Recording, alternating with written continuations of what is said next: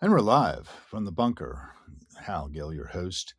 Just enjoying the day, and we've got about 2 minutes to 10. I don't know actually if this is going to be live. I don't guess it is. It's going to be probably recorded, and that will then be posted once I hit the stop button and click on to whatever's next. I haven't done my podcast this way in the past, but might as well. No harm in that. Here in the bunker, we're surrounded by all kinds of literature and art. Um, I find that to be great insulation, for one thing. It baffles the sound. Baffles? It's like baffles, yeah. And I'm baffled a lot of the time. Um, that's one of the reasons I like to have guests. Guests kind of give me their perspectives. I bounce my perspective off of that, and we end up with some sort of consensus. It's kind of like the thesis, antithesis, synthesis thing that happens with the Hegelian dialectic. I have Hegel around here somewhere. I don't think he's handy right now. Oh, well. But, you know, the Phenomenology of Spirit is a book that I think everyone should read. I think in general that philosophers should be read. I think that I am one, for what it's worth. I don't think of myself as being particularly bright about that. I have my perspectives and I share them, and I could be wrong. I think that's the main thing that a philosopher really should maintain is that sense of this is the way it seems to me. I could be wrong. It doesn't necessarily have to be the way I think it is, and it might be very different. And I should keep my mind open. I should keep observing the passing show, seeing what's happening in the world and to the people in it. And right now, we have, of course, on the world stage, some very perplexing kinds of activities. We had the speech the other night from our president, who tends to have this kind of cadence of increase all the time. Nobody's ever seen anything like this before. Fair, fair point. But should anyone see anything like it ever at all? I don't know. I think that probably not. I think that a lot of what we're observing is described well by Elias Canetti, winner of the Nobel Prize for Literature back in like 1960, who wrote Crowds and Power. And in the idea of the crowd coming together and taking on kind of a purpose that's different than any individual member of the crowd, the individuals get subsumed into the crowd and become something very different than what they as individuals amount to. Maybe not better than, maybe actually worse than, maybe inhuman. Think about corporations or people, my friends. Corporations have their own agendas and they have their strategies, their objectives, and they have a business process that they use to attain those objectives using data, using their infrastructure of applications and wires and whatever type of physical plan they have to achieve their goals and objectives. And people are part of that. They're part of that business dynamic. Yes. We're automating more of it. We have been automating for a long time. I was watching a thing just the other day on 1700s industrialization and how, coal and bringing coals to Newcastle, right? That being dug out of the ground produced tremendous heat, which allowed for industry to develop along the idea of steam engines. And then Watt came along with his improved steam engines, and they could pump water out of the mines where they were digging the coal, get more coal, and we keep on that cycle. And the industrialization of Belgium, where a lot of the weaving is being done, the impact on weavers, um, it goes on. Threshing machines, the impact on the threshers, and how they reacted to that and were impoverished by machinery. We're on the verge of that with our AI revolution, right? That's the way we feel. It's early days still, even though we've had AI as a thing with these kind of automations since we've back in the 1950s or even the 40s, I believe, as we may think. was the book by, starts with a V. I can't remember the name off the top of my head. Don't want to get it wrong. But the idea is we've come out of World War II with our computing machines needing to break codes, uh, and all of the things that drove technology in World War II spill into the 50s and the prosperity we had then, and then the 60s. And we're on the brink of self destruction and the Cuban Missile Crisis about the time I was actually in utero. And then we have the assassination of Kennedy and the coming of the Vietnam War under Lyndon Johnson, then under Nixon, who prolongs it unnecessarily for political expediency, as you can see on the Netflix series Turning Point, the Vietnam War. And we can inform ourselves about these things, these historical processes into which we ourselves have been woven. We have made choices collectively and individually that have led to the world we have co created. So here we are. We have the Iran war right now. We have gas prices spiking. We have the Strait of Hormuz problem. We have late night television to watch to let us laugh at the absurdity of it all. I don't know if we should be laughing or not. Are we being good ancestors? Are our children going to thank us for the choices we made as we made our way from dawn to dusk? About 8 million of us got out on the streets, apparently, for No Kings 3. More has to be done, obviously, than just protest. Protests are great, don't get me wrong. They express the people's displeasure, and one can assume that out of that 8 million, there are another, 16, 20, 50, 150 million others who feel the same way, and worldwide. I mean, more than that, I would expect. We have 8.275 billion people running around this planet, many below the age of consent, and we have to protect them. We have to be good ancestors to them, right? We have to not engage in the kinds of things that are going on in the world. And do I need to specify them? I hope not. I hope that we all have seen and heard the kind of issues that have come up. These fragments I've shored against my ruins. That's a line out of T.S. Eliot's The Wasteland, I believe. A friend of mine used it as a senior quote when he was graduating from Randolph-Macon College as an undergraduate, the same year I did, or around that same time. I think it might have been 85. Anyway, doesn't matter. The main point that I want to make is that we have had it in our hands for a long time now. In my case, I came out of college in 1986 to do something with my life and to make a difference. I decided to take the path that was in front of me and preserve historic trades, brass founding in colonial Williamsburg, taking copper and zinc together. This is copper alone, and melting it, pouring it into sand molds, and then cleaning it up, polishing it, letting folks get it through the mail after they had ordered it perhaps 6 months earlier. We had about a 6 month turn on our product. We didn't produce a lot. We produced enough maybe to cover my salary and maybe the other apprentice, who at the time was Mike Knofsker, who's now the head of that shop. And, it was life, right? It was a good life. I was interpreting the history to the public of where we came from and where we were going, and showing and preserving that trade so that those skills don't get lost. I could do it today if I needed to. I don't. I don't have a foundry here in the bunker. But the idea of preserving and protecting history, of putting flesh on the bones, of not forgetting those people, of looking into their lives and seeing how did the economy, how did the day to day life, the social and economic forces work their way through.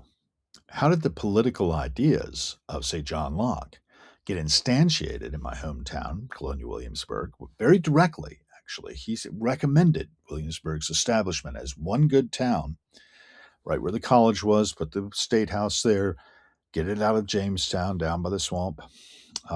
He was opposed by Governor Andros, but Andros was supplanted by Francis Nicholson. Now we have Francis Street, Nicholson Street, and Duke of Gloucester running down the middle. So John Locke's idea, the two treatises on government, that the government derives its right to govern from the people. That's you and me.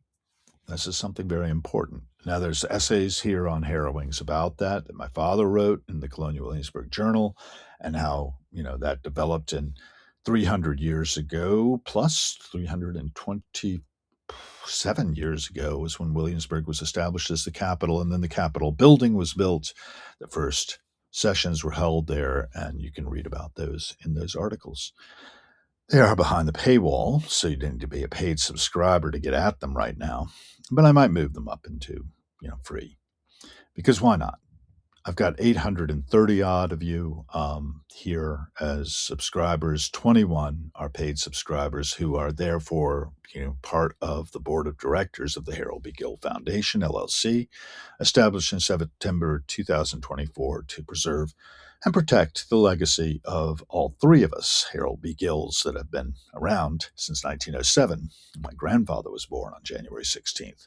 My father followed in January 16th of 1933. They shared a birthday. My grandfather was 26 when my father arrived. And then my father was 30 when I came along. A couple weeks after his 30th birthday, I arrived February 4th. Getting back to 1963, the Cuban Missile Crisis in 62, of course, when I was in utero. Then in 63, we had the assassination of Kennedy, the ascension of Lyndon Johnson to the presidency, his decision not to continue and seek another term after being elected over Goldwater in 64. And then you have Nixon. I have a good friend who's a very big fan of Nixon, and a lot of what Nixon did was not necessarily bad. However, the consequences of his actions may have been. HMOs, for instance. The HMO Act has established the ability of healthcare companies, insurance companies, to make a profit. They couldn't do it before that. As a result, we have this situation we have now where they ration the care, basically. In many cases, I believe they are rationing the care. That gives me great concern because basically that hastens my exit, if that's the case. I pay extra to try to get concierge level care. In DC, I can do that. It's a choice, and it's unfortunately been bought by a large conglomerate and feeds money up into my neighbor, Jeff Bezos, who lives just up the street in a double mansion. He has that. I'm sure he has a lot of their homes. He probably spends very little time in DC. I have no idea. He hasn't invited me over yet. But I'm concerned about the disparity of wealth, right? And those HMOs Act that established our healthcare system the way it is, with insurance companies being able to do as they do, big pharma, the military industrial complex. We can go on with the kinds of corporations, to bring it back to crowds and power, that corporations are people, that they have inhuman objectives, and they funnel up wealth, into their coffers to create value for their shareholders, one of whom is me. With my 401k, I'm diversified, but a lot of what they do ends up, if they do well, so does my 401k, which protects my savings from taxes. There's all these systems, right, that we built economically to, basically keep the masses kind of content and also in fear. So we don't rise up. So we don't do anything to shake up those on the top. And the 0.01%, say, are probably in a position where they're thinking, if there was a die off of a lot of these 8.275 billion people running around the globe, or however many there are right now, probably more like 8.3 billion, let's say, because the last time I looked, 8.275 billion was a while ago. If there was a die off of a lot of us, they wouldn't mind too much. We saw in the experiment of the COVID crisis, when we all shut down for a while, how quickly the environment cleaned itself up. Vistas were seen that hadn't been seen in years because there was no automobile traffic to speak of to cloud this atmosphere and other, activities. We all went down into our bunkers. They realized we could just tap into these machines and talk like I'm talking with you now. There's an E.M. Forster book called The Machine Stops from the 19 teens. It might be 1919. I'm not positive. It was in the early 20th century, in which he was talking about how everybody was in these little caves and didn't go out, and they communicated over screens like we're doing now. And then the machine stopped that supplied them with what they needed, and they had to go out into the world. Um, we've gone back out into the world. The world has changed. There are businesses that are no longer working. There's a lot of office space that is not occupied. My wife goes into her work on occasion and is the only person in the office. And that seems pretty wasteful to pay the rent on that space, but they've locked into a 10-year lease by their um, CEO before last. Let's put it that way. He's gone. But they're locked into the lease. And it's National Press Club building. It's old. It has issues. And I don't know how it's all going to shake out in the long run. Hopefully, they'll be able to continue doing the good works they do, which is to make sure that the environment is healthy enough to maintain hunting and fishing abilities for folks who are doing that kind of thing. It's the Theodore Roosevelt Conservation Partnership that she works for, trcp.org, a nonprofit. Um, and I think they're doing really good work for the environment in that way because we have to steward our resources. Teddy Roosevelt saw that. He understood that the national park system, for instance, was a really important thing to have to preserve some of the nature that is and the beautiful resources we have in the United States of America. We need to protect everything for future generations. We don't need to take short-sighted action. That we are very much temporary. Lifespan, is generally 60, 70 years. Back in the day, it's now maybe up to 70 to 80 years for most folks, maybe a little more. In the case of my father, he got to 91, still had work in progress, still working on putting flesh on the bones of those who had passed before. And I've inherited that work. I've done some, and I will do more, particularly if I get more paid subscribers, because this supports that work. What else do I want to say about all this? I mean, we have within our grasp such abilities, so many positive resources that a human being brings to the table to be able to create, to be able to enrich, enhance the lives of others. We could do more. We can get our hands extended. I was doing a little playlist in response to somebody else, and I kicked in the first tune was Sweat by the Wooten Brothers, which is, every day I got to sweat. Sometimes you win, sometimes you learn is one of the better lines in there. There's nothing wrong with striving to be the best. Hard work and dedication put to the test. All of that. Then The Rover came up by Led Zeppelin. I've been to London since ever wandered. I know the trip is just a fall. And it went on to say, if we could just join hands. Our time is flying. See the candle burning low.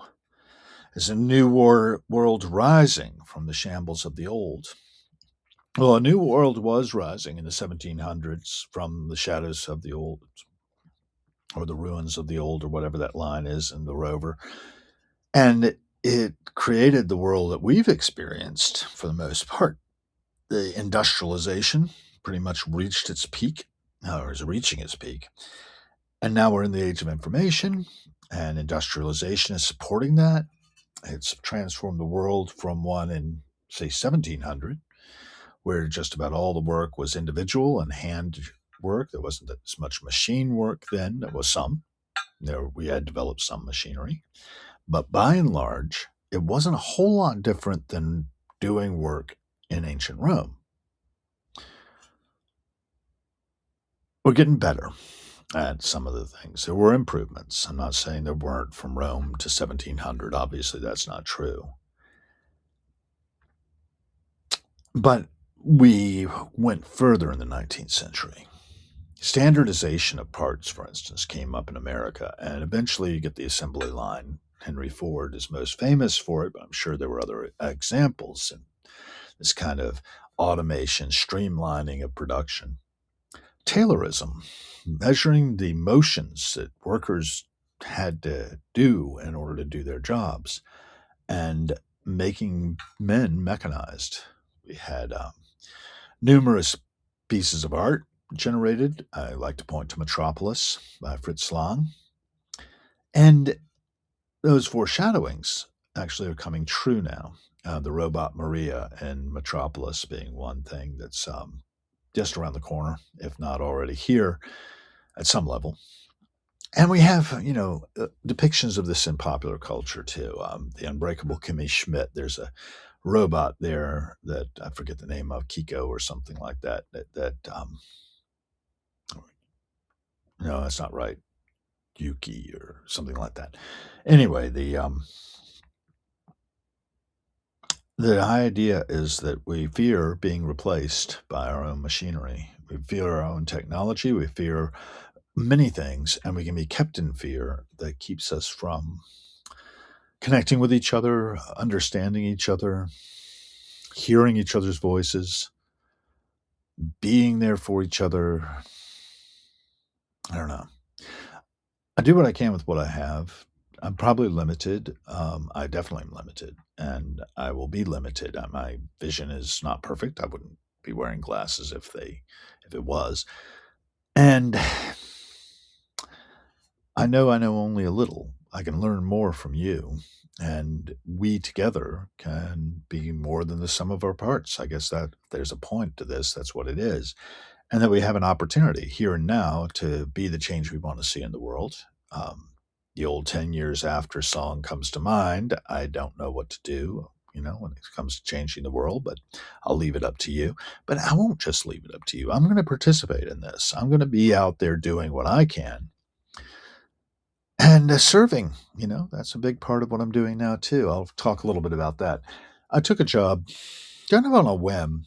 I was passing by the regional manager and the manager of the daily provisions store on my way out one weekend day, and they asked how was it, and I said, "Oh, it's great." And how are you doing? I mean, how are you all doing? Are you fully staffed? And they said, "Why? Are you looking for a job?" And I said, "Well, I might be. Yeah, might be. I might enjoy this."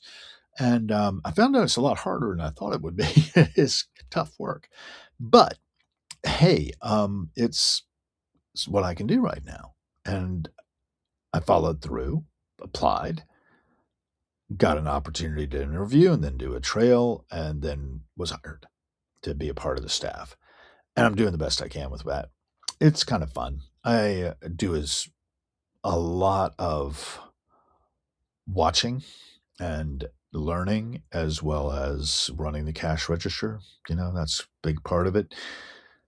And just being good to the people, just trying to be really good to the people, saying, "Hey, how you doing?" when you come in. And if they ask how I'm doing, I'm sometimes give them an honest answer. I'm still breathing, because that's the trick, right?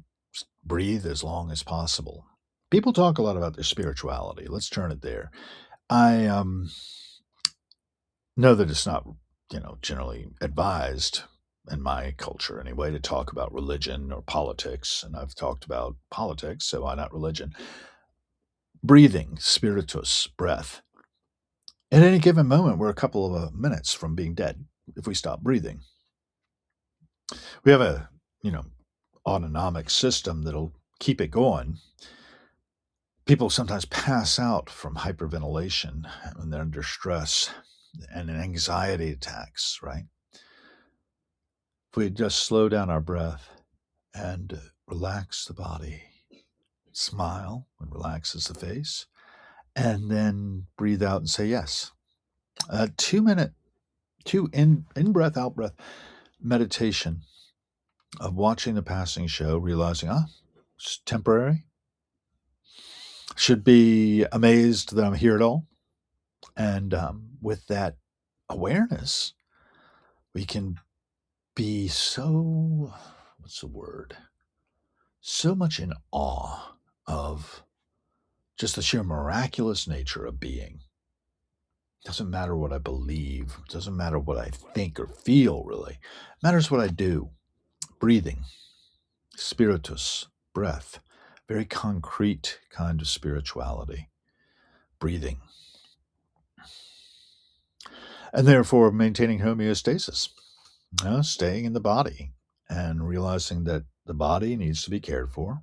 Otherwise, it's not going to be able to carry around this consciousness and do things, manipulate things. I think a big part of our problem is these opposable thumbs. We are so able to manipulate, and we try to manipulate each other. One of the greatest sins I've heard is to interfere with somebody else's growth.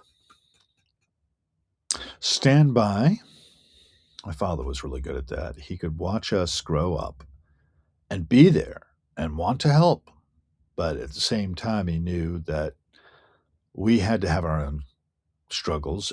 People talk about the butterfly, and if you try to help a butterfly out of its cocoon, its wings will never pump up. It needs to struggle. It needs that strife. And that brings me back to the Wooten brothers' sweat. Every single day I got to sweat. He says, sweat is water, sweat is salt. And if you can't feel that groove, it's not my fault. It's a lot of fun. It's got a good beat, got a good drive, and I can think about it when I'm walking, when I'm looking at the passing show, when I'm trying to be a part of this world and be a documenter of this world. Because the passing show is all about that. It's all about a primary documentation for historians of the future, potentially, research historians in particular, like my old man was. It's something I really enjoy. And I try to keep it open. I try to keep my eyes wide open because you never know what you might see. You never know who you might see. And every single person is a center of their own universe. They measure things from where they are. I measure things from where I am. When people say, you think you're the center of the universe, well, of course I do. But not in an egotistical way. There is no privilege center. Getting back to the spirituality thing, there was a statement by Nicholas Cusanus, or Nicholas of Cusa, that God is an intelligible sphere whose center is everywhere and circumference nowhere. So it encompasses everything, infinite. I watched The Trip to Infinity recently, and I recommend that one on Netflix too. It's a good film. Mind expanding. We can never know the limits of things, I don't believe, as human beings. They're sending right now a couple of astronauts out to the moon. 4 of them, actually. Woman, African American, American white man, I think he's the commander, not mistaken. And then the Canadian mission specialist, and the woman is a mission specialist, and the other guy's the pilot. The African American guy's the pilot. And they're going out in Intrepid, their little spaceship. Integrity, that's what it's called. And it's going to go around the moon and come back. I'm not a fan, to tell you the truth, of this endeavor. I know it will help us with our technologies, learning in some ways, but it's an awfully expensive way of going about it. It's highly risky as well. We don't need to send humans into space, I don't believe. I think we need to use our robots to do that. I think we need to inhabit our avatar, our robots, We need to inhabit them and go out and do things by virtual means. Speed of light is a limiting factor. That's because, of course, you have to be able to communicate in real time. So there's some issues to tackle on that one, but those are technological issues and they're not ones of biology. Biologically, we are part of this planet. We arise from the planet, as Alan Watts would put it, and we fall back into it. We are being recycled continuously. Whether our consciousnesses as individuals are recycled as well, that's another matter. I don't know. It is said it is. I don't know if that's correct or not. The fact of life is that nobody knows what happens when you die. You can believe what you want. Doesn't mean you're right. I like to think in terms of Gnosticism, of course, knowing. And I think of myself as a Gnostic theist in those modes. in which I'm aware that gods and goddesses exist as concepts in human minds. There's no denying that. Whether they exist elsewhere or have an independence of human minds, I do not know, and I kind of doubt it. But I could be wrong. So, staying in that condition of doubt, of uncertainty, I think that's a highly important part of being human. This has been a half hour passing show. I don't think it needs to be a full hour. If I had a guest, we probably would have let them have another half hour of the time and there would have been the back and forth. But as it is, this is probably sufficient. I want to remind everyone that we are co creating the world we're in. Our actions matter, particularly our economic actions. And if we want to influence corporations, the best way of doing that is to make sure that those corporations we want to support get our money, and those that we don't. Every cent spent is a vote for the kind of world we are co creating. There's a movement now for a general strike to try to impact these corporations that tend to run the world. I don't see any other way around it. That's the way trade unions got started. Now, a lot of them started with Luddites, people actually smashing the machines, trying to do something about their straitened circumstances. And eventually, some folks realize the workers need to be treated better. And we do have labor movements that have resulted in a better minimum wage, for instance, for the kind of work I do right now. That'll be increasing again, apparently, in the summer. I'm grateful for that because we fight for those things. What else can I tell you? Be the change you want to see in the world. Stop by, have a cruller, be a part of the passing show. Come out. If you happen to be in Washington, D.C., I'm pretty easy to find. I live here in the bunker. I quite often videotape my walking into it and walking around in it, even. I don't let anybody in here because it's kind of a right mess, but it suits me. And if I want it to be different, I'll take action and make it different. Same with your world. Thanks for joining.